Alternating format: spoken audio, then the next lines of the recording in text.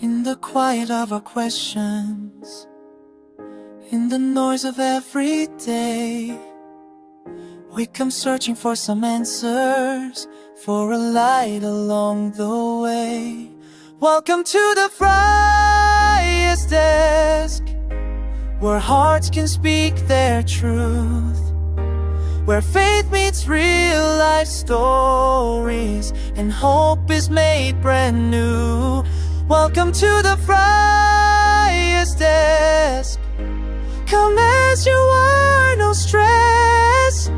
There's room for every soul here at the Friar's Desk.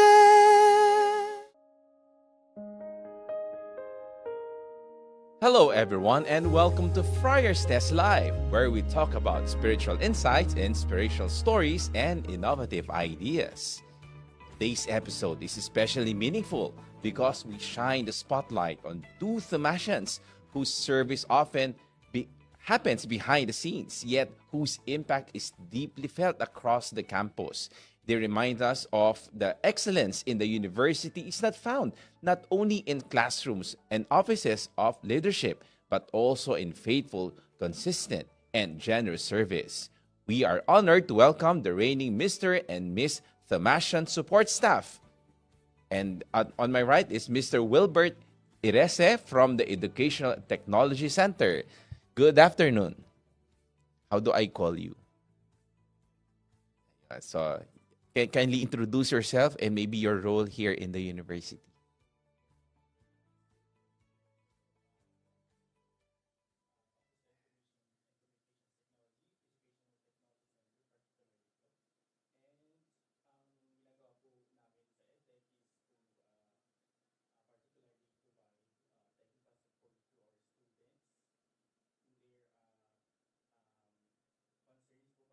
Sa kanilang mga accounts sa university po, yung UST Cloud Campus po.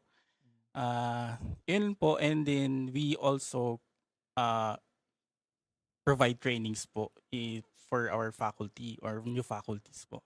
Right, thank you. And we have here Miss Angelica Samelo of the Office of Student Affairs. Good afternoon po, Father. I'm Angelica Samelo po. You can call me Angel po. From the Office for Student Affairs, the life and heart of the student life.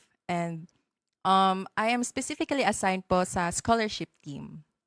Okay, so gano'n na tayo katagal? Siguro si Will. How long have you been here in the university working or maybe studied? Have you studied here in the university? Actually, I studied in UST Angelium College po. Okay. And then, I've been here in UST since October last year, October 2024. So I'm about a year and So how's the experience so far? Nung last year ka tapos ngayon na you're enjoying the work you're having in EdTech, and now we were having the Mr. and Thomasian tapos ikaw yung napili, no?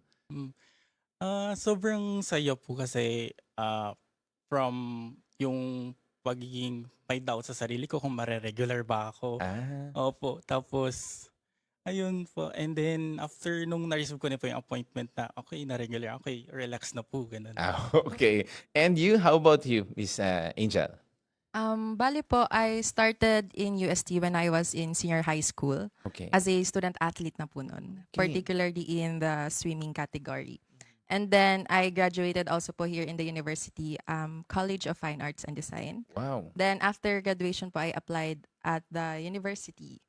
All right. Yes po. Okay. And then kaka 1 year ka lang din po here in the university last October. Right. So before we go to your work in the university, maybe we could have your family background, where you come from, and maybe you could somehow describe your family background, saan ba tayo nanggaling, and maybe do you have a province that you came from, and maybe your life in the family, and then maybe kung ano yung role naman natin sa family. Please, Will? Ako po is galing po ako sa province ng Cagayan po. So Ilocano po, kung may marami din po akong kilala dito sa university na nagsasalita doon ng Ilocano. Ang ano ko po is role ko sa family is yung nanay ko po kasi nag-abroad. Nag-abroad po siya before. So, during my high school life, ako po yung nag-aalaga sa aking mga kapatid. Ayun. Okay. How many are you in the ano sa magkakapatid for your siblings? Ah, meron po kasi, separated po kasi yung family Mhm. namin. So, yung nanay ko po, ah, meron, yung una pong family namin is tatlo po kami doon. And then yung pangalawang tatlo rin po kami. So you are a big family. Are you the breadwinner? Hindi naman. For now. For now po. Okay. Okay. How about you? Ako Miss naman Angelica? po, ang province po talaga ng mom ko is in Masbate. Mhm. So, maayong buntag po. Marunong ka magbisaya? Nakakaintindi po, pero Okay. hindi lang po ako sanay po magsalita. Okay. And then po, only child po ako. Mhm. Mhm. Okay. And are you the breadwinner of the family? Hindi naman. Yes po. Okay. So kwento nyo naman ako kung ano yung naging sa kabataan nyo when you were growing up. Ano yung mga maybe values that you have learned from your family, no? Growing up, were you treated kind by your parents and gusto nyo put forward yung mga values na natutunan nyo as a family? O siguro start tayo kay Miss Angel. Ako po, grade elementary pa lang po ako. In-enroll po ako ng mommy ko sa swimming na sports para po ma-instill Athletic po. talaga yung family. Hindi po. Really? In-enroll po ako ng mom ko kasi meron po akong asthma before nung bata po ako. So, parang nakaka-help po yung swimming para ma-cure po yung sakit. Mhm. And then po, as I go serious po with the swimming career, na-instill po sa akin yung parang discipline na as an athlete po. Kasi ang And- athlete talagang you need to discipline even not only your body but also your time, di ba? Yes po. Can you tell us about the discipline in the pagiging athlete natin? As an athlete po, you really need to discipline po on how will you balance your studies and your training po. Since ang training po usually in swimming is in Morning, early di ba? in the morning po or also sa evening after classes. How was it? Is it difficult? Kasi meron akong classmate before, nagsuswimming sila sa varsity, no? And in fact, they are not having those difficulties. Tapos meron sila, ang taas ng grades nila. No? Kaya can you tell us more on that discipline as athletes? I think po, as long as you love what you are doing. Yung passion, ano? Opo, ayun po. Hindi po siya ganon magiging kahirap. Yeah. How about you, Will? When you were younger, how are you as a child sa family? Sobrang hirap po kasi sa family ko, hindi po ako nagstay talaga sa mother ko po. Nagstay po ako sa lola ko. So, at lola ko po. So, sobrang... Close kayo ng lola Opo, nila. sobrang So ano close yung po kami. anong learnings mo dun sa lola mo na sinabi sa iyo na as you were growing up? Kasi hindi po talaga privilege po yung family namin. So, sobrang pinupush po talaga ako na i-pursue po yung education. Para yun lang po kasi yung typical na may papamana po sa amin. Yun talaga, no? Sa mga Ilocano, marunong ka mag-Ilocano for sure. Opo. At marami tayo mga estudyante ng Ilocano rin, ano? Opo. Pero yung mga natin, how do you, for example, kasi when you're having all those work naman sa ginagawa natin, how do you unwind? Kasi ang dami nating ginagawa, ano? How do you unwind? Siguro, Father, yung pagkakaroon po ng me time is very important po. So, yung ginagawa ko po usually is manood, lumabas, magkape, ganyan. Or mag-aya ng mga kaibigan pang manood po dun sa labas din. Kasi sobrang po, importante rin po yung company ng ibang friends. Kasi pwede mo silang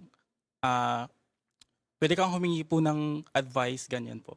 Kasi pag close-knit kayo ng mga barkada mo, you can expect, of course, support from them, ano? And support, you're also giving support to them too, no? Kaya pagka lumalabas tayo, it's not just about buying things, no, or being around, no, the company of of positive friends can also bring benefit to your mental health din, hindi Yes ba? po. Pinag-usapan kasi mental health, di ba?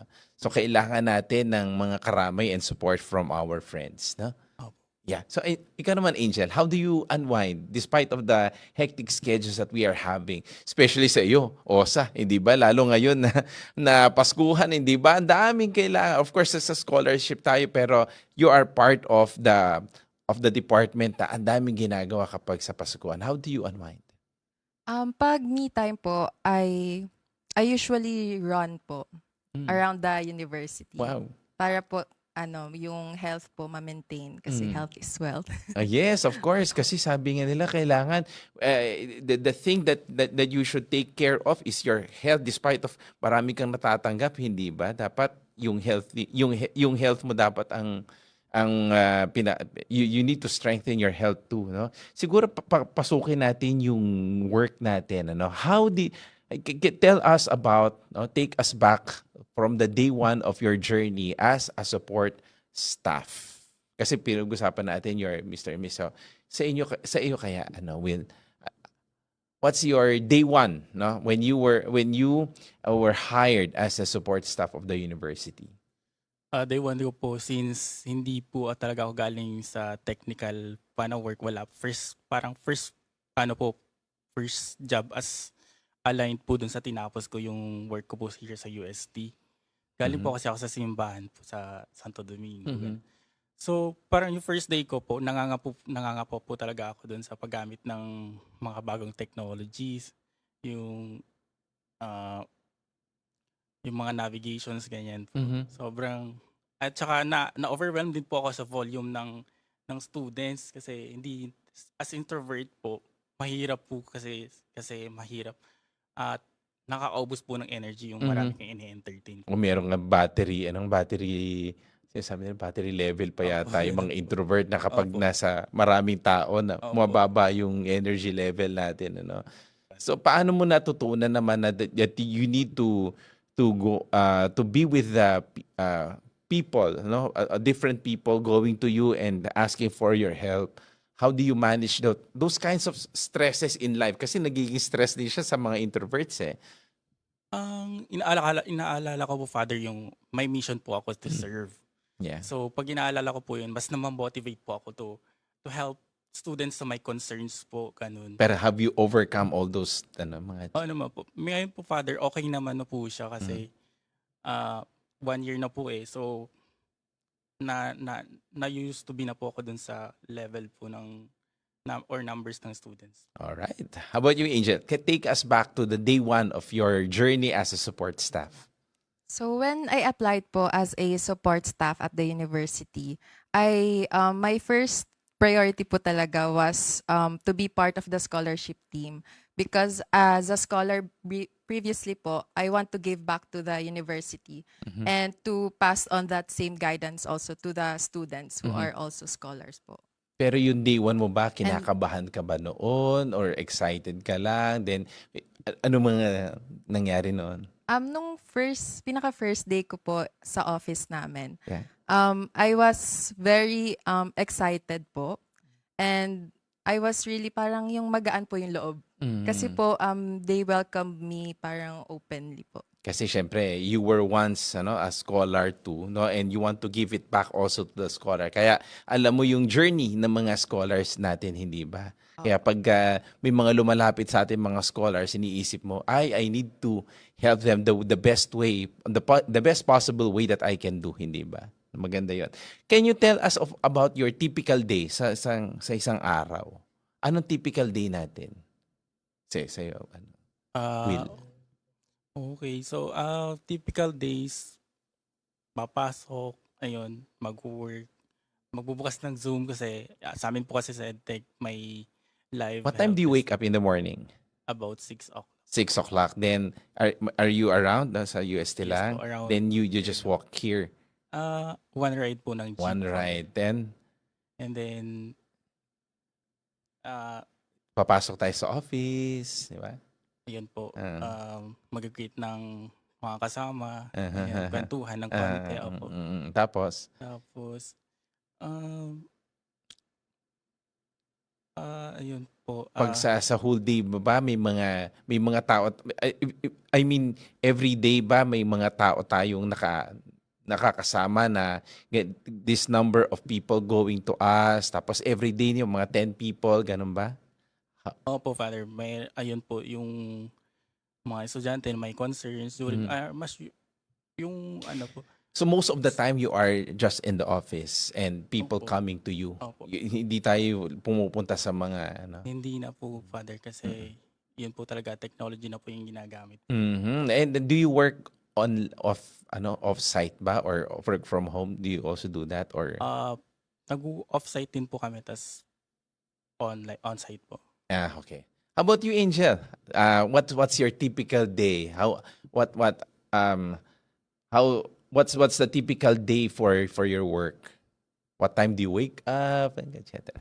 Ang work hours ko po kasi is 7 a.m. to 4. So, I wake up po at 6 a.m. to prepare. And then, I go to work at before 7 po, mga 6:45, ganon. So, all throughout the day po of my work, usually I encounter different students po and different people na nag-i-inquire po about scholarships they can enroll in the university. Yung work natin, sometimes it gives us that kind of sense of fulfillment. Hindi ba yung sinabi mo nga na athletes? Ano yung nagiging, sabi natin, I have accomplished this thing today. Yung parang nagiging, may sense of fulfillment sa work natin as a support staff here in OSA and EdTech. Ano yung nagiging sense of fulfillment natin?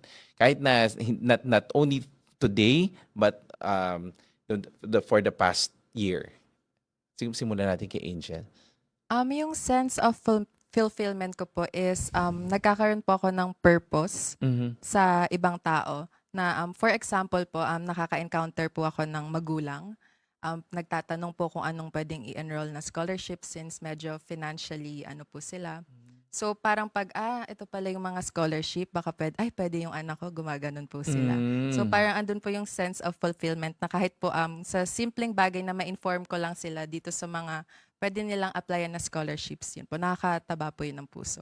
How about you? Sa EdTech kaya, meron bang yung sense of fulfillment natin ng work? Yun po yung makatanggap ng simpleng thank you sir, thank you kuya. Parang ang ano po nun is parang nagawa ko po nung tama yung trabaho ko.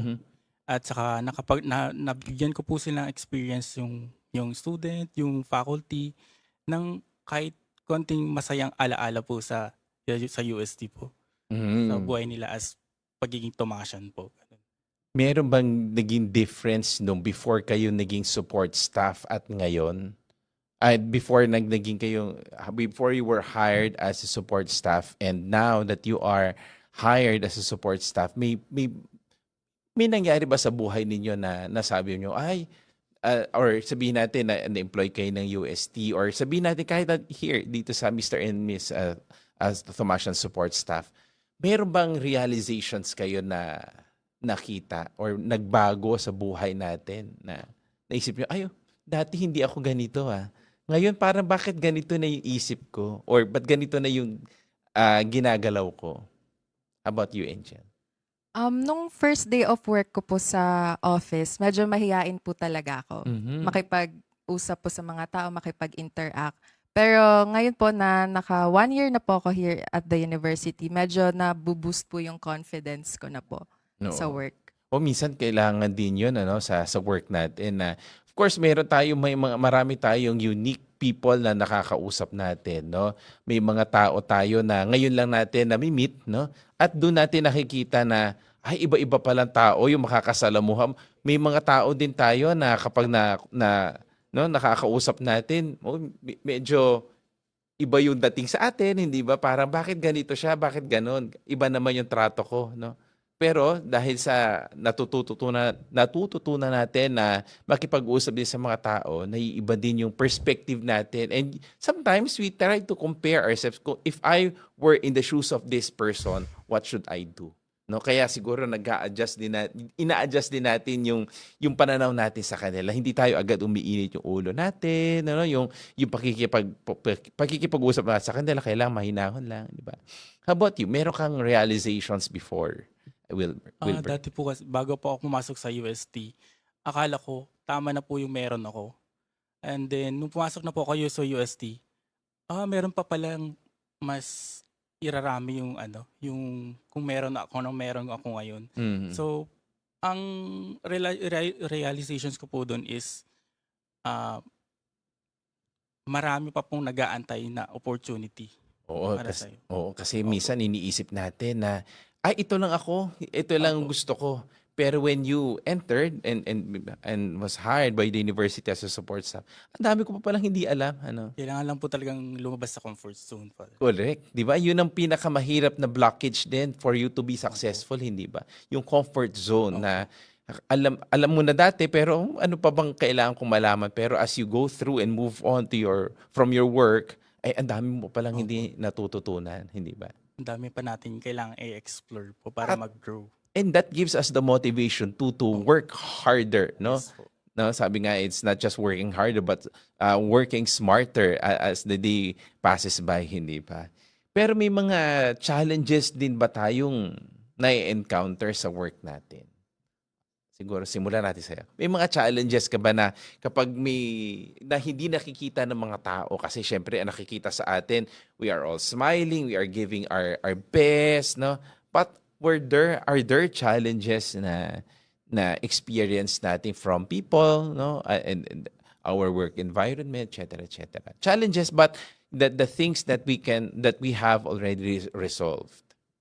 Unang-una po yung communication po. Sobrang medyo hindi po siya maayos kasi minsan hindi po informed yung iba naming office mate na meron palang gantong pa-event, ganyan. Tapos magkakagulatan na lang po kami. Mhm. Tapos, ayun po. How do you deal with those? Yung mga unexpected na activities?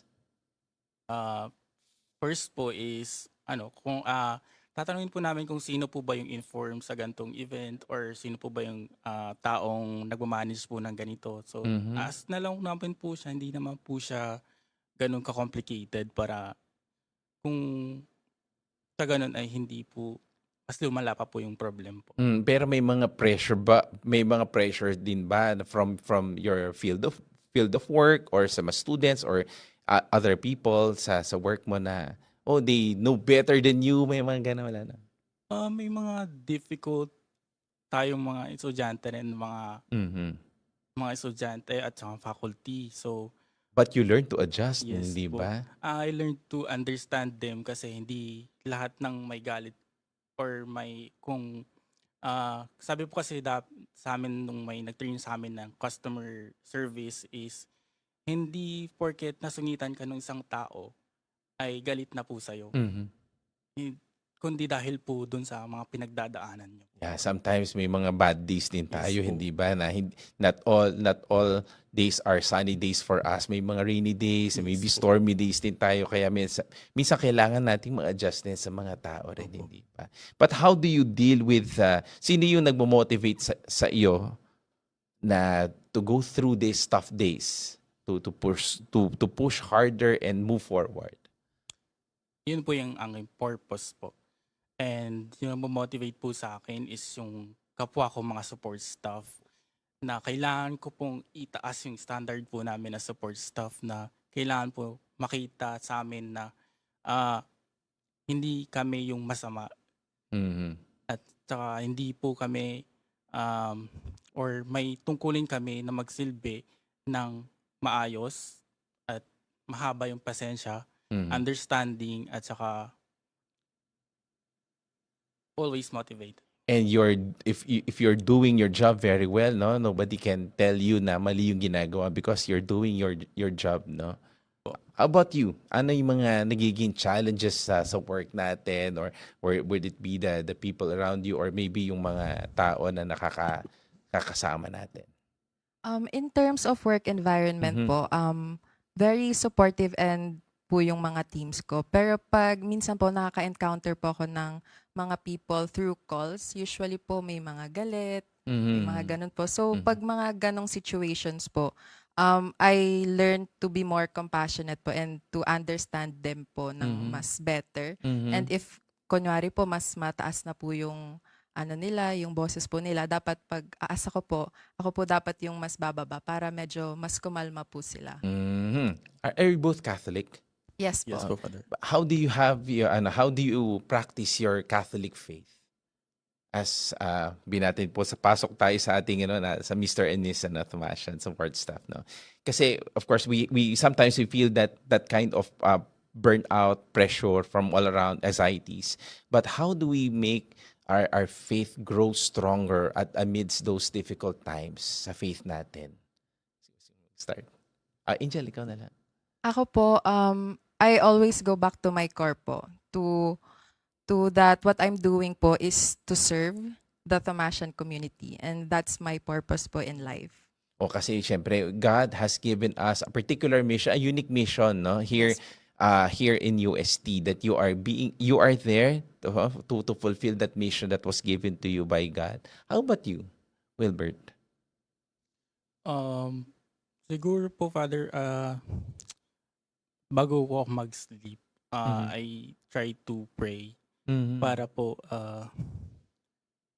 or pray na sana po the next day, andito pa rin po ako kasi, ayun nga po, sabi nga po, may mission pa po kami. Oh yeah, Opo. At saka yung So, prayer natin na every day when we are asking God to journey with us, no? yes.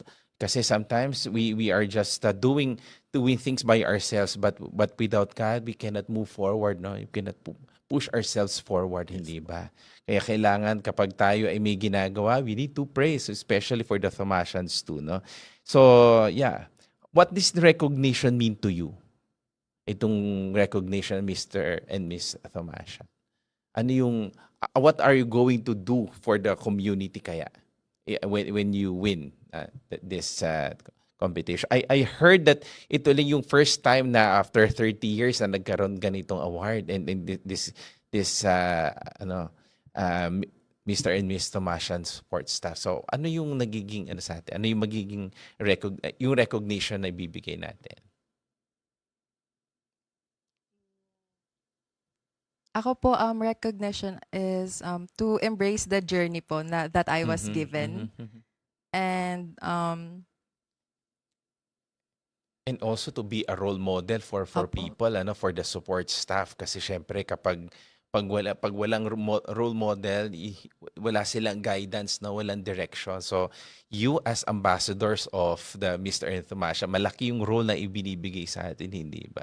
Before tayo masyado na tayong seryoso, pagpunta na naman tayo sa Fast Talk. Sandali na lang to. Yan. So ikaw muna, Mr. Wilbert Erese. Madali lang, huwag kang mag-alala. Milk tea or frap? Milk tea po. Rice or bread? Rice po. Street food or fast food? Street food. Video okay or dancing? Dancing po. Reading or scrolling? Scrolling. Grab or in-drive? Grab po. Basketball or bowling? Bowling. Batman or Superman? Superman. Work from home or on-site work? On-site po. Plaza Mayor or Grandstand? Plaza Mayor. Okay. So, Miss Angelica, ikaw naman. Jollibee or McDo? Jollibee, Jeep or tricycle? tricycle, Shopee or Lazada? Shopee, Ako rin, Shopee rin ako. SM Robinsons or Ayala Mall? SM, Volleyball or tennis? volleyball po, Or swimming? Ano? TikTok or YouTube? TikTok, Reddit or Facebook? Facebook, Katniss Everdeen or Hermione Granger? Katniss Everdeen, Work from home or on-site work? on-site work po, Main building or Santissimo Rosario Church? Santissimo Rosario Church po. Siguro we could give as a final part of our program. Maybe we could give your message to share. You would like to share for our Thomasian community. Maybe you want to start, Wilbert? Okay po, Father. It's Christmas season po, so it's Christmas for love.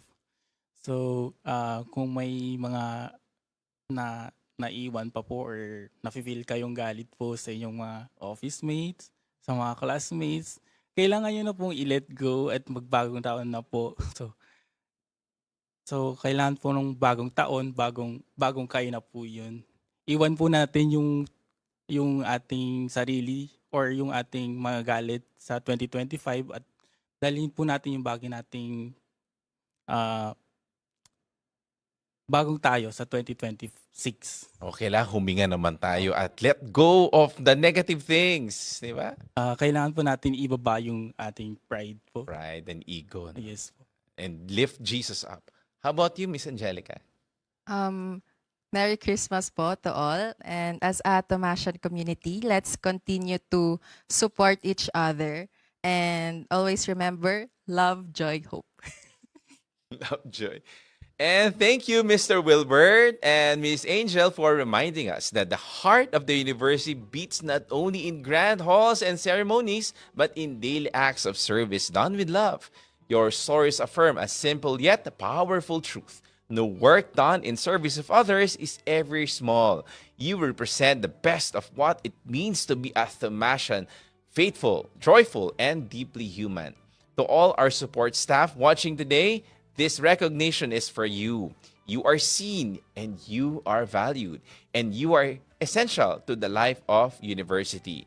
Once again, we would like to thank Mr. Wilbert Irese and Miss Angelica Samelo, who have given their time and presence. And thank you everyone for joining us. Laudare, benedicere, predicare. Let us praise, bless, and preach the word of God. Have a good day, everyone, and God bless us all. And this is Friar's Desk Live.